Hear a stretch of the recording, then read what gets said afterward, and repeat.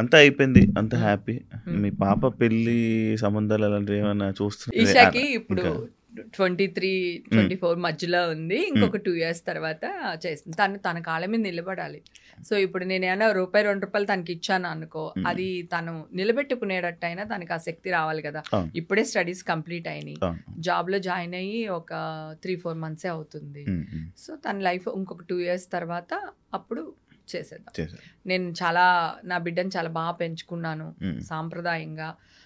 Ethics, morals, ప్రేమ, అభిమానం, అమ్మ నాన్న, ఓ తమిళ అమ్మాయిలాగా పెంచుకున్నాను దాన్ని. సో తన కెరియర్, నా బాధ కూడా అదే తెలుసా. నేను ఎంత ఏడ్చానో. నా బిడ్డ ఈ స్టేజ్లో ఉంది, ఈ టైంలోనే మీరు నన్ను ఇంత చేస్తారు, ఇంత టార్గెట్ చేస్తారా? అసలు నిజం చెప్తున్నా, డ్రగ్స్ తీసుకున్న అబ్బాయిలు కానీ అమ్మాయిలు కానీ వాళ్ళ ఫోటోలు కానీ వాళ్ళ బయోడాటాలు కానీ బయట పెట్టకూడదు. ఎందుకంటే చిన్నపిల్లలు కదా వాళ్ళు, వాళ్ళ గురించినది పెడితే చిన్న పెద్ద బయట పెడితే వాళ్ళు ఏదన్నా వాళ్ళ ఒక ఫ్యామిలీ రోడ్డు మీదకి వచ్చేస్తుంది. అందరూ నాలాగా నోరేసుకుని పడరు, అందరూ నాలాగా వెయిట్ చేసి రిపోర్టులు రాగానే వచ్చి కూర్చుని మాట్లాడరు. నేను రిపోర్టులు చేయించుకోవడానికి ఢిల్లీ దాకా పంపించాల్సి వచ్చినాయి. నా నైలు, ఒక ఆడదాని జుట్టు పట్టుకున్న మగాడు కానీ, అంటే రాజ్యాలే కూలిపోయినాయి ఒక ఆడదాని కోసం, తెలుసు కదా. ఆడదాని చెడు చూపుతో చూసిన వాళ్ళే సర్వనాశనం అయిపోయారు. ఇవాళ వీళ్ళకి డబ్బులు రావచ్చేమో కానీ రేపు రోగాలు కూడా రావచ్చు, చెప్పలేము కదా. ఇప్పుడు మా పిల్లలు వాళ్ళతో పెళ్ళిళ్ళు అయినాయి, లేకపోతే 4 పెళ్ళిళ్ళు చేసుకున్నారు, ఈ హీరో 4 చేసుకున్నాడు, ఈ హీరోయిన్ ఇక్కడ వెళ్ళింది, ఆ హీరోయిన్ డైవర్స్ తీసుకుంది, ఇవన్నీ వేస్తున్నారు.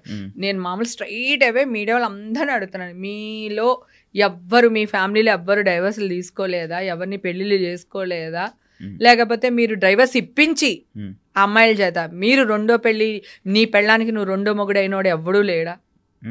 ఎవ్వరు లేరా? మీరందరూ శుద్ధ పూసులా? నేనైతే శుద్ధ పూసుని కాదు. ఫస్ట్ నేను చెప్తున్నా, చిల్ అనే వర్డ్నే బూత్ చేసేసారు. నేను నిజంగానే చిల్ అవుతున్నా. ఏంటంటే నేను చిల్ అవ్వకూడదా, నేను మంచిని కాదా? నేను నా చిన్నప్పటి నుంచి కష్టపడుతున్నాను నాన్న. When I am 14 years still now ఇంకా కష్టపడుతున్నాను నేను. నా జీవితానికి నేను చిల్లే అధికారం లేదా? నేను ఎంజాయ్ చేసే అధికారం లేదా? నాకు ఇష్టం వచ్చిన బట్టలు కట్టుకోవడానికి లేదా? గుడికి వెళ్తే స్విమ్మింగ్ డ్రెస్ అయితే వేసుకెళ్ళట్లేదు కదా, స్విమ్మింగ్ వెళ్తే చీర కట్టుకుని వెళ్ళాం కదా. మాకు తెలియదా? మాకు కదా. నువ్వెవడరా అసలు? అది చాలా బ్లండర్ మిస్టేక్. నా విషయంలో అయితే మాత్రం చాలా జరిగింది. నా స్టేజ్లో ఇంకొక ఆర్టిస్ట్ ఎవరైనా ఉండుంటే ఈరోజు ఇలా బయటకు వచ్చి ఉండేవాళ్ళు కాదు కదా. నన్ను అర్థం చేసుకున్నట్టు అందరిని అర్థం చేసుకోరు. ఎందుకంటే నేను ఇందాక కూడా చెప్పాను కదా, నేను ఏమున్నా నీకు తెలుసు, నేను ఏమున్నా తెలుసు, ఓపెన్, నేను ఇంతే అని చెప్పగలను. నాకు ఆ ధైర్యం ఉంది, ఎందుకంటే నేను తప్పు చేయను కనుక. తప్పు చేశాను అనుకో, అది కూడా తీసుకుంటా. ఎస్, నాకు నచ్చింది, నేను తప్పు చేశాను, నీకేంటి అని అడుగుతా. రైట్, నాకు అది కూడా తెలుసు. కానీ నేను తప్పు చేయకుండా తప్పు చేశాను అన్నది అది ఉంటుంది కదా, ఆ జర్నీ నాలో ఆ ఐస్ బాత్ మాత్రం లేకపోతే నేను మర్డర్ అన్నా చేసేదాన్ని, లేదా నేనే ఇచ్చేదాన్ని. రెండిట్లో ఒకటి జరిగేది ఫుల్ అనమాట. అంటే బయటికి రాలేకపోతున్నాను, చెప్పలేకపోతున్నాను, మీడియాకి రాలేకపోతున్నాను. అందరూ ఏమంటారు, ఏమక్క తప్పు లేకపోతే వచ్చేది కదా అంటారు. కరెక్టే కదా. కానీ నేను వస్తే ఇంకా ఉచ్చు బిగుసుకుంటది కదా. ఒక ప్రముఖ హీరో థియేటర్ నుంచి వచ్చే వరకు బాగానే ఉంది స్టోరీ. వచ్చి ప్రెస్ మీట్ పెట్టిన తర్వాతే పాపం హీరోని తీసుకెళ్లారు. ఆయన ప్రెస్ మీట్ పెట్టకపోతే బాగుండేది కదా. మీకు అర్థమవుతుంది కదా. తర్వాత ఛానల్ వాళ్ళు కూడా మొన్న కల్పననేనా ఆవిడ పాపం సింగర్, కల్పన గారు సింగరు, మత్తుబళ్ళలేవు పాపం ఆవిడ హాస్పిటల్లో జాయిన్ అయ్యారు. ఆవిడకి ఏదో నిద్ర పట్టక పాపం డాక్టర్ ఇస్తే 2 tablets వేసుకున్నాను. సో దానివల్ల మెలకు రాలేదు. ఆవిడని హాస్పిటల్ తీసుకెళ్లి పెట్టారు. పక్కింట్లో వాళ్ళు అందరూ పాపం తలుపులు తీసి పాపం పెట్టారు. వాళ్ళ హస్బెండ్ ఊర్లో లేరు, అందుకని పక్కింటి వాళ్ళు చేసి పెట్టారు. ఆ న్యూస్ తెలుసుగా. ఏమన్నారు, మొగుడే చంపేశాడు, మొగుడే వేస్తారు, వేసి మెల్లిగా స్లీపింగ్ బిల్స్ ఇచ్చేసి గొడవలు అయిపోయినాయి. ఎన్ని సెలవులు పలవలు చేస్తారు పాపం. ఆవిడ బతికిపోయింది కనుక వాళ్ళ ఆయన అదృష్టం. ఒకవేళ ఆవిడకి ఏదన్నా అయ్యుండుంటే వాళ్ళ ఆయన ఫస్ట్ పోలీసులు వేసేవాళ్ళు, మీడియా ఇన్వాల్వ్మెంట్ మళ్ళీ ఇక్కడ కూడా అని. ఎందుకంటే వాళ్ళేమనుకుంటారు, ఓహో ఇంత జరిగిందంటే ఒకవేళ వాళ్ళ ఆయన కూడా ఇలా జరుగుండొచ్చు, వాళ్ళ ఆయన వేస్తుండొచ్చు అని ముందు ఆయన అరెస్ట్ చేసేవాళ్ళు. తర్వాత ఆయన కాదని ఎంక్వైరీలో తెలిసి నాలాగా వదిలేసేవాళ్ళేమో కానీ ఫస్ట్ అయితే మాత్రం వేసేవాళ్ళు. ఎందుకు ఈ మధ్య మీరు క్రైమ్ చేయట్లేదు? ఇప్పుడు ఇది క్రైమ్ కాదా? అంటే ఈ మధ్య అన్ని అలానే ఉన్నాయి. అంటే సోషల్ మీడియాలో ఏదో టప్పున వస్తుంది న్యూస్, అంటే ఫుల్ వైరల్ అయిపోతుంది. సోషల్ మీడియా వాళ్ళు పర్వాలేదు, పుట్టగొడుగులాగా ఎవడో ఎక్కడో ఏ గుడిసెలోనో దూరి దొమ్మర పనులు చేస్తున్నారు అనుకుందాం, సరే పక్కన పెట్టేద్దాం. మీడియా వాళ్ళు ఏం చేస్తున్నారు? వాళ్ళు ఒక పెద్ద సంస్థ కదా, వాళ్ళు ఎలా ఉండాలి, ఆదర్శవంతుల్లా ఉండాలి. వాళ్ళు ఏం చేస్తున్నారు? ఇదే చేస్తున్నారు. అదే కనుక సోషల్ మీడియా వాళ్ళు ఇలా చేస్తున్నారు, ఇలా చేయకూడదని మీడియా వాళ్ళందరూ కలిపి న్యూస్లు చేసి వాళ్ళని పట్టించి ఇదిగో ఇలా జరుగుద్దని అంటే అవేర్నెస్ క్రియేట్ చేస్తే మీడియా, అలాంటి వాళ్ళు చైతన్యంగా తీసుకుని ఒరే ఇలా చేయకూడదు, ఆడపిల్లల్ని ట్రోల్ చేయకండి, ఇలాంటి పెట్టకండి, ఇలా ఉంది చట్టం, మీరు అరెస్ట్ అవుతారు, లేదంటే ఇలా జరుగుతుంది అని మీరు కనుక న్యూస్లు వేస్తే చిన్న చిన్న పుట్టగొడుగులు లాంటి వాళ్ళందరూ సర్దుకుంటారుగా, మీ వల్ల సమాజం బాగుపడుతుందిగా. అవి మానేశారు. వీళ్ళ దాంట్లో రాగానే మళ్ళీ వీళ్ళు రేటింగ్ల కోసం వీళ్ళు వేసేస్తారు. ఈ సోషల్ మీడియా చాలా మంది అనుకుంటారు మేము దొరకం, ఎక్కడెక్కడో ఉన్నామో అనుకుంటారు, కానీ ఎవరైనా వస్తారు. మొన్న అతను వచ్చాడుగా, ఐబొమ్మ అతను వచ్చాడా, అంతకుముందు నేను మాఫింగ్ ఫోటోలు, మీ చిన్న చిన్న పిల్లలు న్యూస్ లీడర్ కూడా అప్పట్లో న్యూడ్ ఫొటోస్ ఉండి నేను ఒక్కదాన్ని వెళ్ళి కంప్లైంట్ ఇచ్చి నేను అవన్నీ వాడిని పట్టుకొచ్చాను. దుబాయ్లో ఉన్నాడు వాడు. దుబాయ్ నుంచి తీసుకుని వచ్చి అరెస్ట్ చేసి కోర్టులో సబ్మిట్ చేశారు పోలీసులు. ఎవ్వరు 4 రోజులు లేట్ అవుతుందేమో గానీ అందరూ దొరికిపోతారు. సో చైతన్యాన్ని ఇమ్మంటున్నాను, ప్రజల్లో అవేర్నెస్ క్రియేట్ చేయమంటున్నా ఛానల్ వల్ల, అంతే తప్ప ప్రజలు నాశనం అయిపోయేటట్టు ఇలాంటివి చేయకూడదు కదా అనేది. ఇది క్రైమ్ కాదంటావా? ఒక చిన్న బాబు ఆవిడేదో వీడియో తీస్తుంటే బాబు కింద పడిపోయాడు, దాన్ని అందరూ కాపాడారు, ఆ బిడ్డని కాపాడి తల్లికిచ్చారు. తర్వాత ట్రోల్ చేస్తారు ఆ అమ్మాయిని, కన్న బిడ్డ కంటే నీకు ఎక్కువైపోయిందో ఒళ్ళకి ఎక్కువైపోయిందో అది అనేసరికి ఆ మెసేజ్లు ఇవన్నీ వచ్చేసరికి ఆ అమ్మాయి ఊరేసుకుని చచ్చిపోయింది. చెన్నైలో ఒక అమ్మాయి ఊరేసుకుని చచ్చిపోయింది, ఈ చంటిబిడ్డ తల్లి ఊరేసుకుని చచ్చిపోయింది. ఎవరన్నా న్యూస్ వేసారా? ఓన్లీ సోషల్ మీడియాలో అక్కడక్కడ వచ్చింది కానీ న్యూస్ వాళ్ళు అరే ఆ అమ్మాయిని ట్రోల్ చేయడం వల్ల పలానా అమ్మాయి చనిపోయింది, చెన్నైలో ఒక అమ్మాయి చనిపోయింది, ఇక్కడ ఒక అమ్మాయి చనిపోయింది అని లేదు. మళ్ళీ మీడియాలో వాళ్ళు క్వశ్చన్స్ అడుగుతారు. సుమా గురించి తెగ ఫీల్ అయిపోయారు, టిఫిన్లుగా తినండి అన్నందుకు తెగ ఫీల్ అయిపోయారు. వీళ్ళు మాత్రం అన్నీ అడగొచ్చు, హీరో మొహమేనా అని అడగొచ్చు, లేకపోతే దాంట్లో బూత్ పెట్టారు కదా మరి ఈయన గారు, మరి ఆ బూతే ఎందుకు చూస్తున్నాడు ఈయన? ఇప్పుడు మామూలుగా సినిమా ఇంకా రిలీజ్ అవ్వాల, ఆ బూత్ ఉందో లేదో తెలియదు, కానీ ఇతను మాట్లాడడం వల్ల ప్రపంచం అందరికీ ఆ సినిమాలో ఒక బూత్ పెట్టారు, ఆ బూత్ ఏంటి అని ఊరందరికీ తెలిసింది వీళ్ళ వల్ల. ఓకేనా?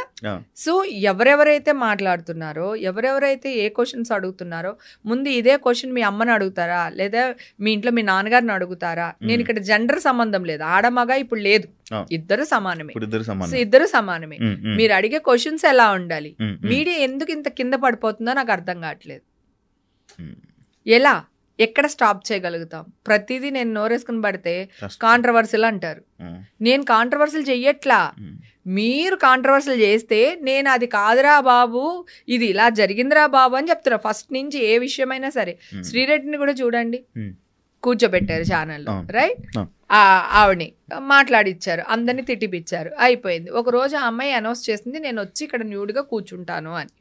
ఒక ఛానల్ వాడు, ప్రముఖ ఛానల్, అది కూడా పెద్ద ఛానల్ వాడే, వెళ్ళి ఇలా పెట్టి ఆ అమ్మాయి ఇలా కూర్చుంది, ఇట్లా ఈ కొంచెం డ్రెస్ కొంచెం తీసి ఇట్లా కూర్చుంటే ఇట్లా పెట్టి తీస్తున్నాడు. అన్నం తింటున్నాడా గడ్డి తింటున్నాడా వాడు నాకు అర్థం కాదు. ఏ అమ్మాయి గమ్మునుండు, ఎందుకు తీస్తున్నావు అని లేదు. ఆ అమ్మాయి కారు దిగింది చక్కగా, ఆ అమ్మాయి పక్కన ఒక అమ్మాయి ఉంది, బ్యాగ్ ఇచ్చింది, ఒక్కొక్కటి తీస్తుంది, వీడు షూట్ చేస్తున్నాడు. మనిషేనా వాడు అసలు? అదే ఆ ప్లేస్లో నీకు సంబంధించిన అమ్మాయి ఉండుంటే నువ్వు ఇట్లానే వీడియో తీస్తావా? నేనుండుంటే పాపం శ్రీరెడ్డిని కూడా ఒడుగొట్టి ఎందుకే నువ్వు ఇలా చేస్తున్నావు, మూసుకో రా, నువ్వు అక్కడికి వెళ్ళే బదులు ఇక్కడికే వచ్చి న్యాయపోరాటం చేసి ఉండాల్సింది. మీడియాలో కూర్చుని ఎవరు ఎక్కమన్నారు నిన్ను? ఇక్కడే కూర్చుని వీళ్ళందరి ముందు, ఇప్పుడు ప్రొడ్యూసర్లు వీళ్ళందరి ముందు కూర్చుని ఇక్కడ ధర్నా చేయాల్సింది కదా. నువ్వు అక్కడికి వెళ్ళి వాళ్ళు ఇలాంటి వాళ్ళు వీళ్ళు ఇలాంటి వాళ్ళు అంటాం ఎందుకు అని చెప్పి నేను ఆ అమ్మాయిని వేసుకున్నాను. నేనుండుంటే 2 పీకి ముందు బట్టలు వేసేదాన్ని ఆ అమ్మాయికి, వీడియో షూట్ చేసేదాన్ని కాదు. మరి మీడియా వాళ్ళు ఎందుకు వీడియో షూట్ చేశారు? మనుషులేనా అసలు? అంటే ఒకటి కాదు, ఇవన్నీ తెలుసుకునే నేను మీడియాకు దూరంగా ఉన్నాను. ఈ న్యూస్ వచ్చే వరకు అసలు నేను మీడియానోలే లేదు. 4 సంవత్సరాలు నేను దూరంగా ఉన్నా, హాయిగా ఉన్నా. మీ అందరికీ తెలుసు కదా, మీతో వచ్చేదాన్ని, సరదాగా చిల్లేదాన్ని, మన అందరం బర్త్డే పార్టీలకి అట్లకి కలిసేవాళ్ళం కదా, చక్కగా కలుసుకునే వాళ్ళం, మాట్లాడుకునే వాళ్ళం, శుభ్రంగా తినేవాళ్ళం. మళ్ళీ ఆశ వీళ్ళందరూ చేపల పులుసు పంపించక్క అంటే మీరు ఎక్కడ ఉన్నారు, వాళ్ళ ఇంట్లో ఎన్నిసార్లు నేను ఫుడ్ వండి పంపించలేదు వాళ్ళందరికీ, ఇళ్లలో కూర్చుని. అది భయమేస్తుంది. అందుకే ఈషాని నేను మీడియాకి కనపడకుండా దాచుకుంటున్నాను. ఒక రేపిస్ట్ కనపడకుండా దాచుకున్నామంటారు కదా, వీడి కనపడకుండా, అలాగా మీడియాకి కనపడకుండా నా బిడ్డని దగ్గర దాచుకుంటున్నాను. ఏమో నా బిడ్డ రేపొద్దున ఎక్కడికైనా వెళ్ళొచ్చు, ఏ క్లబ్కి వెళ్ళొచ్చు, లేదా ఇంకో చోటుకి వెళ్ళొచ్చు, అక్కడ ఏదో జరుగుండొచ్చు, హేమ కూతురు అని వేసేస్తారు. తక్కువ కనిపిస్తుంది సోషల్ మీడియా. అంటే నాకు భయం, నా కూతురు ఫేస్ పబ్లిక్ గా తెలియకూడదని. నేను తను వెళ్ళిన చోటు కూడా నేను నా కూతురని చెప్పనివ్వను. తను ఎక్కడికైనా వెళ్తే నార్మల్ అమ్మాయి వెళ్ళొచ్చినట్టే వస్తుంది, ఒక సెలబ్రిటీ కూతురు వెళ్ళినట్టు రాదు.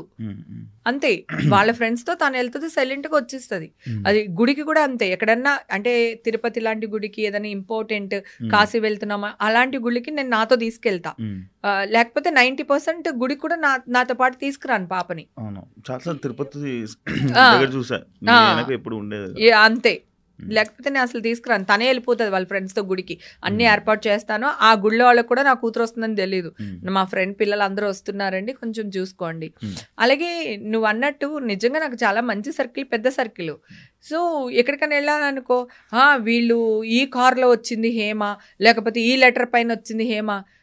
నువ్వు నీ ఫ్యామిలీతో వెళ్తే కూడా ఏదో ఒక లెటర్ తీసుకుని వెళ్తావురా కదా, నువ్వు పెద్ద తోపేం కాదు. నువ్వు కూడా ఎవరో ఒకరు రికమెండేషన్ తీసుకుని వెళ్లాల్సిందే. ఒక పెద్ద టెంపుల్కి వెళ్ళినప్పుడో, లేదంటే ఇంకెక్కడికన్నా వెళ్ళినప్పుడు, ఇంపార్టెంట్ డేస్లో వెళ్ళినప్పుడు కంపల్సరీ. నాకు బాలయ్య బాబు లెటర్ ఇచ్చారు, మా అమ్మగారిని వైకుంఠ ఏకాదశి తీసుకెళ్ళాలి బాబు, నువ్వు ఒక్కడవే ఇవ్వగలవంట, మిగతా నాకు అంత పెద్ద పర్సనాలిటీస్ ఎవరు తెలీదు అంటే బాలయ్య బాబు లెటర్ ఇస్తే మా అమ్మని తీసుకుని వెళ్ళా. దానికి ఎంపీ లెటర్ ఇచ్చాడు, ఎమ్మెల్యే కారులో వెళ్ళింది. పువ్వా, ఎవడైనా వెళ్తాడు కదా, కొంచెమైనా అర్థం చేసుకోవాలి కదా. ఎవరైనా ఇప్పుడు నువ్వు వెళ్తావు అబ్బా తిరుపతి, ఏ రికమెండేషన్ లేకుండా వెళ్ళిపోతావా? ఇప్పుడంటే నాకు ఇంకా ఈజీ అయిపోయింది, ఎందుకంటే 10,000 రూపాయలు టికెట్ కడితే శుభ్రంగా హాయిగా చాలా మంచి దర్శనం. గుళ్ళోకి వెళ్తే ఎవరో ఒకరు గుర్తుపడతారు, 2 నిమిషాలు పక్కన నుంచి పెట్టి పంపిస్తారు అంతా. ఇప్పుడు ఎవరో గుళ్ళో 2 నిమిషాలు, అదుగో హేమని 2 నిమిషాలు నిలబెట్టాడంట అని అదొక న్యూస్ వేస్తారు, రేపొద్దు నుంచి గుళ్ళో నన్ను గెంటేస్తారు వాళ్ళు. అంతే కదా నాన్న, నువ్వు ఇలా న్యూస్ వేయటం వల్ల నాకు కనకదుర్గమ్మ వారి గుడికి వెళ్ళాను. సో వేరే వాళ్ళ ఫ్యామిలీతో పాటు వాళ్ళ కారులో వెళ్ళాను. హేమ ఈ కారులో వచ్చింది, హేమ ఈ కారులో వచ్చిందని వేస్తున్నారు న్యూస్. మరి నేను ఏదో ఒక కారులోకి రావాలి కదా, నడుచుకుంటే అయితే రాలేను కదా. నువ్వే మీడియా వాళ్ళందరూ కలిపి నా మీద పడిపోతారు. గుళ్ళోకి వెళ్ళినప్పుడు మైకులు తోసేసుకుని, కెమెరాలు తోసేసుకుని పడిపోతూ ఉంటారు. మరి అలాగే నా ఫ్యాన్స్ ఉంటారు కదా, ఇంతమందిని ఇన్ని సంవత్సరాలు ఎంటర్టైన్ చేశాను, నాకు అభిమానులు ఉంటారు కదా, వాళ్ళు నా మీద పడరా? పాపం ఎవరైనా ఏదన్నా పొరపాటు జరిగింది అనుకో, తొక్కిసలాట చచ్చిపోయింది హేమ గుడికి రాబట్ట అంటారు. ఇప్పుడు మరి నేను తొక్కిసలాట్లో రాకూడదంటే ఎవరొకరు కారులోనో లేకపోతే ఎవరొకరు మనుషులు ఇద్దరిని పెట్టుకునే రావాలి కదా. అది తప్పేంటంటున్నా, నువ్వు చేసేది కూడా అదే కదా. నీ ఫ్యామిలీని తీసుకెళ్లాలంటే నువ్వు ఏదో రికమెండేషన్ మీద వెళ్తావు కదా, అలాగే నేను రికమెండేషన్ మీద కదా వెళ్తున్నాను. ఎందుకు కాంట్రవర్సీలు చేస్తారు? ఏం అవసరం కాంట్రవర్సీలు వాళ్ళకి? అది నేను మంచిగానే ఉన్నాను, అమ్మవారి మీద ప్రేమతో వెళ్ళాను, దానికి కాంట్రవర్సీలు చేస్తారు. ఒకడైతే టికెట్ తీసుకున్నారా మీరు అని అడిగాడు ఒకసారి, ఒక కనకదుర్గమ్మ గుడిలో. ప్రతి సంవత్సరం వెళ్తాను నేను, వాళ్ళకి తెలుసు ప్రతి సంవత్సరం హేమ గుడికి వస్తుంది, పలానా రోజు వస్తుంది అని కూడా తెలుసు వాళ్ళకి. ఏంటి కాంట్రవర్సీ? టికెట్ 50 రూపాయలు ఉంటుంది, పోనీ 100 రూపాయలు ఉంటుంది. నేను గుడిలో అమ్మవారికి ఎంత వేస్తాను చెప్పకూడదు, మాట్లాడకూడదు, కానీ చెప్తాను. ఆ రోజు కోపంలో చెప్పేసాను అనుకో, చీర పట్టుకెళ్తాను. ఆ చీర ఎంత కాస్ట్ ఉంటుంది? నాకు వచ్చే డబ్బు మా అమ్మదే, మా అమ్మే నాకు ఇస్తుంది. మా అమ్మ గుడికి ఉపయోగపడితే ఏదైనా చేస్తా. తిరుపతి కూడా అంతే. ఒక్కొక్కసారి నేను సంవత్సరం అంతా దాచిన డబ్బులు ఒక్కొక్కసారి 1 lakh అవుతుంది, ఒక్కొక్కసారి 1.5 lakh అవుతుంది, ఒకసారి 2 lakhs అవుతుంది, ఒకసారి 10,000 ఉంటుంది. నాకు వచ్చే ఇన్కమ్ను బట్టి నేను తీసి పెట్టుకుంటాను. ఒక్కొక్క ప్రాజెక్ట్లో వచ్చిన డబ్బులు దాంట్లో అమౌంట్ని బట్టి కొంచెం కొంచెం తీస్తాను. అది సంవత్సరానికి ఇంత అవుతుంది, నేను అక్కడికి వెళ్ళి వేస్తాను. ఓకే, ఇప్పుడు నేను ఏం చేస్తాను, ఎలాగా ఉండిలేసినా దేవుడి సేవకే. నేను ఇప్పుడు శ్రీవాణి టికెట్ తీసుకున్నా దేవుడికే, రేపొద్దున అన్నదానం టికెట్ తీసుకున్నా దేవుడికే. సో నేను అన్ని అట్లా గుడికి వెళ్ళినప్పుడు నా సంపాదనలో కొంత ఇది నేను గుళ్ళకి ఇచ్చేస్తాను. నువ్వు 300 రూపాయల టికెట్ కోసం అడిగితే కోపం రాదా? దేవుడికి దర్శనం చేసుకోవడానికి వచ్చాను, ఏం క్వశ్చన్లు అడుగుతున్నావన్నా? ఆల్రెడీ వాళ్ళు టికెట్ తీసే పెడతారు నేను వచ్చేసరికి. ఎందుకన్నా నన్ను ఇలా చేస్తావు, ఎందుకు నన్ను కాంట్రవర్సీలు చేస్తావు అని అడిగా. గుడికి ప్రతి సంవత్సరం వెళ్తానా, తిరుపతి వెళ్తాను, అన్ని గుళ్ళకి వెళ్తాను నేను, ఒక్క గుడి వదలను నేను, అన్ని గుళ్ళకి వెళ్తాను. నేను నా లైఫ్ నేను చిల్ అవుతున్నాను, నాకు భక్తి ఉంది, మా అమ్మ మీద భక్తి ఉంది, నా ఫ్యామిలీని చాలా బాగా చూసుకుంటాను నేను. నా ఫ్యామిలీని ఈ రోజు వరకు ఒక్క రోజు కూడా నా ఫ్యామిలీని ఏమంటారు సైడ్ పెట్టేసి నా లైఫ్ చూసుకునేది లేదు. ఓకే, సో అలాంటి ఒక దీన్ని నువ్వెందుకు ఇట్లా బూతులాగా చిత్రీకరిస్తావు నాకు అర్థం కాదు. దేవుడు అనేవాడు ఉంటాడు, ఏ కాలో చెయ్యి రగ్గొట్టేస్తాడు ఎవడొక్కడికి చెప్తున్నా నేను. అన్ని మన రోజులు కాదు బంగారం కదా, అన్ని మన రోజులు కాదు. మొన్న శివరాత్రి రోజున శ్రీశైలం వెళ్ళా, మరి అక్కడ ఎవరో ఒకళ్ళు రికమెండేషన్ పెట్టుకోకపోతే రూమ్ ఎలా దొరుకుద్ది మనకి, కార్ ఎలాగ వెళ్తుంది, స్పర్శ దర్శనానికి ఎవరు తీసుకెళ్తారు? రికమెండేషన్ లేకుండా ఏ సెలబ్రిటీ బయటకు వస్తారు చెప్పు, కదా. ఇది మీ అందరికి తెలిసిందే కదా. నేను కాదు, మీరన్నా వెళ్ళాలంటే ఒక ఎమ్మెల్యే లెటర్, ఎంపీ లెటర్ మీరైనా పెట్టుకుని వెళ్ళాలిగా, ఏ సోషల్ మీడియా వాడైనా సరే, ఏ మీడియా వాళ్ళన్నా సరే కదా. ఇప్పుడు నువ్వు వెళ్ళాలంటే ప్రాబ్లం ఉండకపోవచ్చు, మొత్తం నీ ఫ్యామిలీని తీసుకెళ్లాలంటే ఏదో ఒక లెటర్ ఉండాలి కదా. సో మీరైతే వాడుకోవచ్చు, మేం చేస్తే కాంట్రవర్సీలు చేస్తారు. మళ్ళీ అదే న్యూస్ ని వాళ్ళు అక్కడ హేమ ఎప్పుడొచ్చినా ఒక బాంబు పేల్చి వెళ్తుంది అంట. నేను కాదురా పేల్చేది, మీరు పేలుస్తున్నారు, నేను మంచిగానే ఉన్నాను, నాతో మీరు ఆడుకుంటున్నారు, వద్దురా మీకు దండం పెడతాను ఆడుకోవద్దురా అని చెప్తుంటే అదిగో చేయి పెట్టి కొట్టేసింది మా హేమ అంటున్నారు. నేను 2 చేతుల్లో దండం పెడితే ఇలా పెట్టే లోపల అదిగో చెయ్యెత్తేసింది మా మీద అంటున్నారు వాళ్ళు. నేను ఇలా అనే లోపలనే వాళ్ళు కవర్ చేసేస్తున్నారు చూసి, ఇలా ఇంతదాకా రానివ్వట్లేదు. సో అలా అమ్మ ఐఎమ్ సో హ్యాపీ తెలుసా, ఈవేళ చాలా నవ్వుకుంటూ మాట్లాడుతున్నాను. నిన్న మొన్న అసలు ఫుల్ చాలా అంటే మదర్ది పెద్ద న్యూస్ అయిపోయింది కదా నాకు, అట్లా దానివల్ల. సో ఇలాంటివన్నీ జరుగుతుండే. అంటే సెలబ్రిటీ అంటే నీ ఇష్టమా? నేను చాలాసార్లు అంటాను, నీ ఇష్టమా, నువ్వు నా మీద ఏదైనా వేసుకుంటావు, నా బిడ్డ మీద, నా బిడ్డను వాడేసి, నన్ను వాడేసి, మా ఆయన్ని వాడేసి, మా అమ్మని లాగేసి. అసలు మీకు ఫ్యామిలీస్ ఉంటాయి కదా బంగారం. ఇప్పుడు మీడియా లేకపోతే నేను లేను, నేను లేకపోతే మీడియా లేదు. సో మీకు మేము కావాలి, మాకు మీరు కావాలి. సో అలాంటప్పుడు నిజాన్ని వేయండి. నేను మంచిదాన్ని కాదు, నన్ను మంచిదాన్ని వేయమని నేను అనట్లేదు. నిజాన్ని వేయండి. అబద్ధాన్ని ఎక్కువ చూపిస్తున్నారు, నిజాన్ని మూసేస్తున్నారు. ఇది ఎంత కరెక్టో అంటున్నా.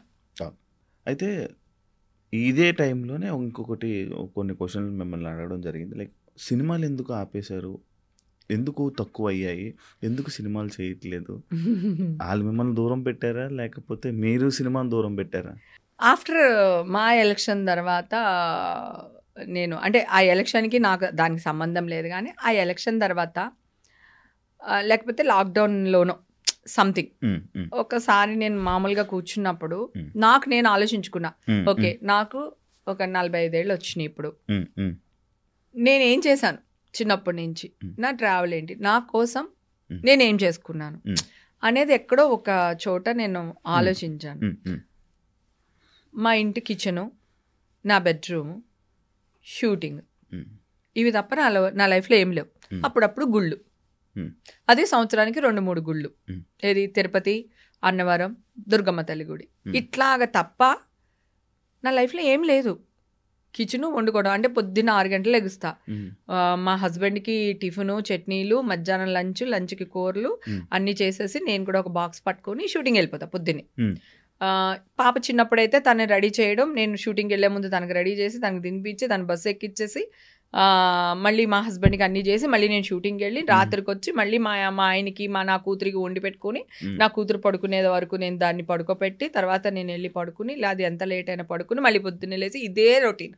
అంటే ఎన్ని 100 సినిమాలు చేశానో అన్ని 100 సినిమాలకి ఒక్కొక్క రోజు నైట్ 12-1 గంట అయిపోతుంది షూటింగ్. అయినా మళ్ళీ నెక్స్ట్ డే మామూలుగా లేచిపోయి మళ్ళీ వంట చేసుకుని, ఆ కిచెన్ నా బెడ్రూమ్, నా కిచెన్ నా బెడ్రూమ్, ఇంకేం లేదు, నథింగ్ ఇన్ మై లైఫ్. అప్పుడు నాకు అనిపించింది, ఓకే నేను మా హస్బెండ్ని కూర్చోపెట్టి, నాకు 45 years వచ్చింది, నాకు ఇప్పుడు హార్మోన్స్ చేంజెస్ ఉంటాయి, సో నేను డిప్రెషన్కి వెళ్తున్నాను. ఈ ఆలోచన ఎందుకు వచ్చింది? ఈ హార్మోన్ చేంజెస్ వల్లే వచ్చింది. సో నా లైఫ్ నాకు ఎంజాయ్ చేయాలని ఉంది, ఓకేనా. నేను ఎక్కడికి వెళ్ళాను, ఎందుకు వెళ్ళాను, ఎప్పుడు వచ్చాను, ఏం చేస్తున్నారు, ఇవన్నీ లేదు. మీకు ఆకలేసింది అనుకోండి, పని మనిషి ఉంటుంది, వంట చెప్పించుకుని తినండి. ఓకే, నేను చేసి వెళ్ళలేదు. నేను ఎక్కడైనా ఊరికి వెళ్ళాను, నాకేదో ఊరికి వెళ్ళాలని, అమెరికా వెళ్ళాను, నేను 1 వీక్ తిరగాలనిపించింది, వెళ్ళాను. బ్యాంకాక్ వెళ్ళాను, 10 రోజులు ఉండాలనిపించింది, వెళ్ళాను. మా హస్బెండ్ ఏంటి, తను తినడు ఎవరు చేసినా, దానికి ఒక ప్రాబ్లం పాపం, నేనే అలవాటు చేసాను, అది నా మిస్టేక్. నాకు బాడీలో ఎనర్జీ ఎక్కువ, ఎవరిని పని చేయనివ్వను, నేనే చేసేస్తాను. సో దానివల్ల మా ఆయన చెప్పా, నేను వెళ్తున్నాను కదా, ఇల్లు తగలాడిపోతుంది అనుకోండి, ఫైర్ ఇంజిన్కి కాల్ చేయండి. ఒకవేళ ఫైర్ ఇంజిన్కి మీరు కాల్ చేయలేకపోయారు అనుకో, వదిలేయండి, కాలిపోనివ్వండి, నేను వచ్చిన తర్వాత మళ్ళీ కొత్త ఇల్లు కడతా. కానీ నాకు ఫోన్ చేసి మాత్రం డిస్టర్బ్ చేయకండి, ఎందుకంటే ఫెడప్ అయిపోయాను.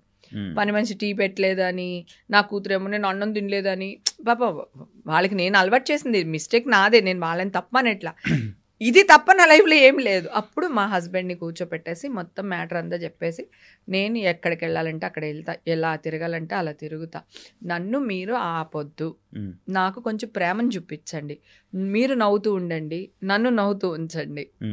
అంటే మా హస్బెండ్ నాలాగా కాదు, కొంచెం సాఫ్ట్, సైలెంట్ ఆ టైపు. సో అందుకని మీరు నవ్వుతూ ఉండండి, నన్ను నవ్వుతూ ఉంచండి, అంతే తప్ప నన్ను ఫోర్స్ చేయొద్దు, నాకు టీ పెట్టి ఇవ్వలేదు, కాఫీ ఇవ్వలేదు, వంట చేయలేదు, టేబుల్ మీద ఇది పెట్టలేదు, నాకు చెప్పకండి. మీకు చేతనైతే పని మనిషి చేత చేయించుకోండి, చేత కదా హోటల్ అని చెప్పించుకుని తినేయండి, నన్ను అడగండి. అమ్మ రాజీనామా లాగా పెళ్ళం రాజీనామా అనుకోండి, నన్ను ఒక 2-3 సంవత్సరాలు వదిలేయండి, నన్ను ఏమీ అనకండి, నన్ను పట్టించుకోకండి అని చెప్పి నా హస్బెండ్కి రిక్వెస్ట్ చేసి, తర్వాత ఇప్పుడు నేను నాలాగా తిరగడం, నాలాగా మాట్లాడడం, నాకు కావాల్సినట్టు ఉండడం, నాకు కావాల్సినట్టు తిరగడం, ఇవి ఆఫ్టర్ బిగ్ బాస్ స్టార్ట్ చేశా. బిఫోర్ బిగ్ బాస్ నాకు లేదు, ఆఫ్టర్ బిగ్ బాస్ నేను అక్కన అయిపోయాను. ఆఫ్టర్ బిగ్ బాస్ నాకు రెక్కలు వచ్చేసింది, హేమక్క. ఆ బిగ్ బాస్ కూడా నేను డిప్రెషన్లోనే వెళ్ళాను. సురేఖ అనింది, ఎందుకు వెళ్తున్నావు, అక్కడికి వెళ్ళిన వాళ్ళు ఎవరు మంచి పేరుతో బయటికి రాలేదు, బిగ్ బాస్లో అందరికీ చెడ్డ పేరు వస్తుంది, ఎందుకు నువ్వు వెళ్తున్నావు అంటే, సురేఖ కూడా ఇదే చెప్పాను, సురేఖ నేను డిప్రెషన్లో ఉన్నా, నా దగ్గర ఫోన్ ఉండకూడదు, నేను కొంత ఉండాలనుకుంటున్నా, దూరంగా ఉండాలనుకుంటున్నా, ఇప్పుడు బయట ఉంటే నా వల్ల కాదు, వాళ్ళు ఆఫర్ ఇచ్చారు, సో వెళ్తా. నేను ఎక్కువ రోజులు ఏమి ఉండను, మ్యాక్సిమం 2 వీక్స్ ఉంటానేమో, అట్లీస్ట్ ఆ 2 వీక్స్ నేను ప్రశాంతంగా పీస్గా ఉంటాను. సో నాగార్జున గారు ఎదురుగుంటుంటారు ఎవరి వీక్ని. సో అట్లాగా బిగ్ బాస్కి వచ్చా. బిగ్ బాస్లో నాకు ఏమొచ్చింది అంటే, ఆంటీ అనే పేరే లేదు, ఓన్లీ హేమక్క 60 ఏళ్ళ ఆయన కూడా హేమక్కనే పిలుస్తాడు, నన్ను 6 ఏళ్ల పిల్లోడు కూడా హేమక్కనే పిలుస్తాడు, అందరూ హేమక్క అని పెద్ద బిరుదు వచ్చింది. తర్వాత రాహుల్, వీళ్ళందరూ ఆశు, రాహుల్, రోహిణి, ఇంకా అందరూ అట్లాగా చనువు ఎక్కువ అయిపోయింది. సో అప్పుడు ఇంట్లోంచి బయటికి రావడం, Bigg Boss, after Bigg Boss నేను బయటకు వచ్చాను. బిగ్ బాస్ మీ లైఫ్ మార్చేసింది, చాలా చేంజ్ చేసేసింది. ఎందుకంటే బిగ్ బాస్ లోకి వెళ్ళినప్పుడు చాలా డిప్రెషన్ లో వెళ్ళాను నేను. అంటే అది మా ఇంట్లో వాళ్ళు నన్ను టార్చర్ చేసి కాదు, కనిపించేది బిగ్ బాస్ లో మీ ఫ్రస్ట్రేషన్ మొత్తం ఎగరేసేవాళ్ళుగా. లేదు, నేను అంటే ఇప్పుడు పాపం అయిపోయిన దాని గురించి ఎందుకు, కానీ నేనున్న రోజులు రాహుల్, నేను మళ్ళీ బిగ్ బాస్ హౌస్ లోకి వెళ్ళాను కదా, వెళ్ళి నేను వాడిని అని ఎత్తుకుంటాడు, నేను ఎగిరితే వాడు ఎత్తుకున్నాడు కదా, అప్పుడు వాడు నాకు కాళ్ళకి దండం పెట్టి, అక్క నువ్వు ఉన్నంతసేపు కడుపు నిండా అన్నం తిన్నావు అక్క, ఆ షాట్ కూడా ఉంటుంది, ఆ కాళ్ళకి దండం పెట్టిన అన్నీ ఉంటాయి, అక్క తప్పైపోయింది అక్క, నువ్వు ఉన్నంతసేపు కడుపు నిండా అన్నం తిన్నావు అక్క, నువ్వు వెళ్ళిన తర్వాత అన్నమే లేదక్క అన్నాడు. నేనేమంటానంటే, నాగార్జున గారికి నేను ఎదురు చెప్పలేకపోయాను. ఇప్పుడు పిల్లలు చూడండి ఎలా మాట్లాడుతున్నారు ఈ 4 సీజన్లో. అప్పుడు నేను నాగార్జున గారికి రెస్పెక్ట్ ఇస్తాను కదా, నేను నాగార్జున గారికి ఎదురు చెప్పలేకపోయాను. ఆయన ఏమన్నారు, వాళ్ళకి చెప్పి నువ్వు వంట చేయాలి, ఇది నీళ్ళు కాదు కదా అన్నారు. ఓకే, కాకపోతే నేనేమన్నానంటే, ఈ అబ్బాయిది హోటల్ ఉంది, ఆ అబ్బాయికి తెలుసు ఏంటి అని అంటున్నాడు, ఆ అబ్బాయికి హోటలే ఉంది, హోటల్ ఓనర్ వచ్చి హోటల్లో వంట చేయడు, రైట్? అర్థమైందా? ఏ సరుకులు కావాలో కొనిస్తాడు వాడు నెలకొకసారి, అంతవరకే, కుక్కే చేస్తాడు. నేను తల్లిని, నేను అక్కని, నేను అమ్మని, నేను పెళ్ళాన్ని, రైట్, నేను కూతుర్ని, ఎవరి కడుపు ఎంత ఉంటుంది, ఎంత బియ్యంలో ఎంతమందికి వంట చేసి పెట్టొచ్చు అనేది తల్లికి అక్కకి అంటే ఎవరికి తెలియదు, రైట్? సో నాకంటే ఎక్కువ రైట్ అక్కడ ఎవరికి లేదు. వాళ్ళు అనవసరంగా నా మీద దెబ్బలాడారు. నేను నాగార్జున గారు వచ్చినప్పుడు ఆయన చూస్తారులే, నేను బాగానే పెట్టాను కదా అనుకున్నాను. అది మిస్ఫైర్ అయ్యి నాగార్జున గారు అనేసరికి నేను ఎదురు చెప్పలేదు. మీరు చూసారా, నేను సైలెంట్ అయిపోయాను. ఆయనకి నేను చెప్పను, నా జీవితంలో చెప్పను నేను. He's my dream boy, my darling, my sweet heart, everything Nagarjuna గారు నాకు. సో నేను ఆయనకి ఎదురు చెప్పే పరిస్థితిలో లేను, చెప్పలేదు, అంతే. తీసుకొచ్చారు. ఆ తర్వాత కూడా క్లైమాక్స్ లో చూసాము కదా, చిరంజీవి గారు ఆడేసుకున్నారు మమ్మల్ని.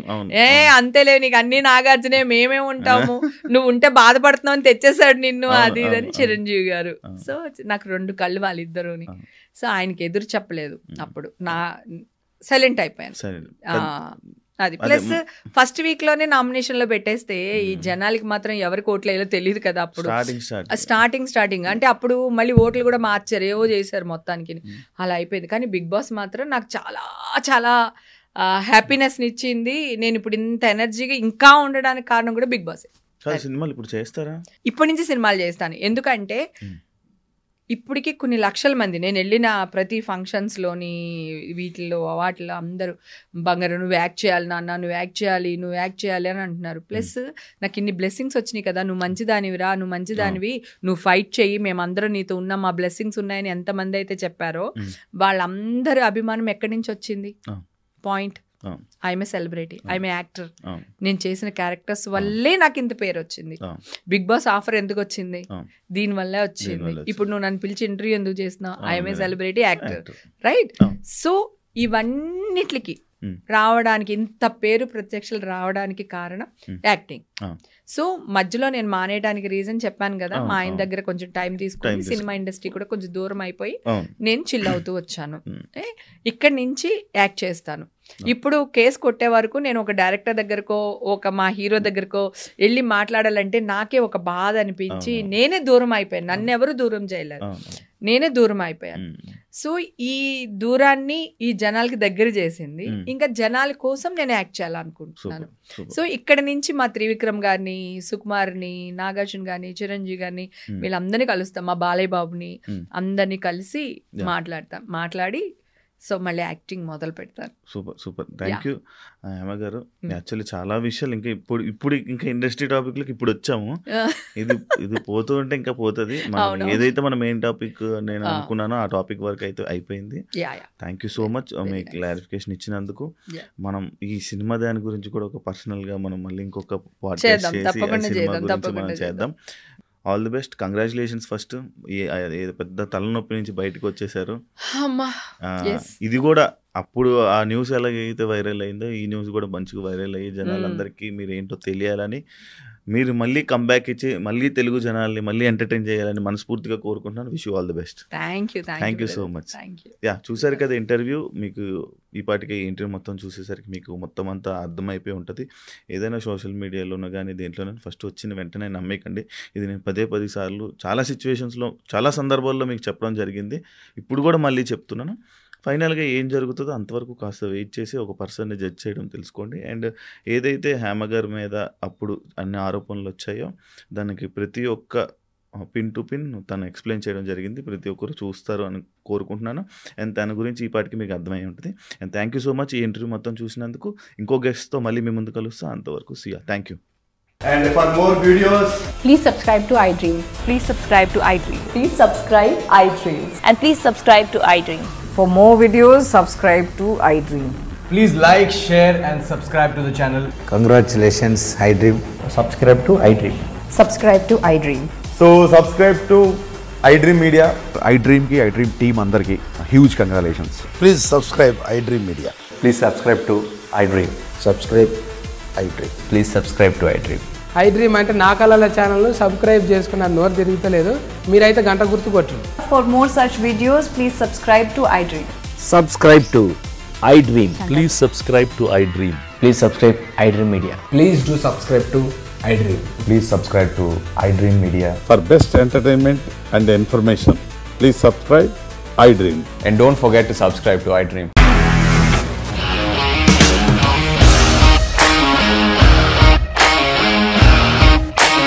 ఇండస్ట్రీలో కమిట్మెంట్ ఇష్యూస్ వస్తే నీకు కూడా వచ్చినట్టు మార్నింగ్ తీసుకెళ్ళాలంటే కొట్టి పడేసాడు.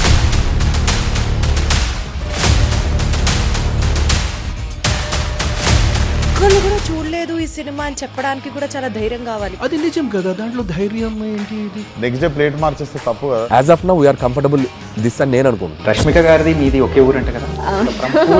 నీకు కోపం వచ్చిందంటే బాగా తిట్టేత్తరా? తిట్టేద్దామండి.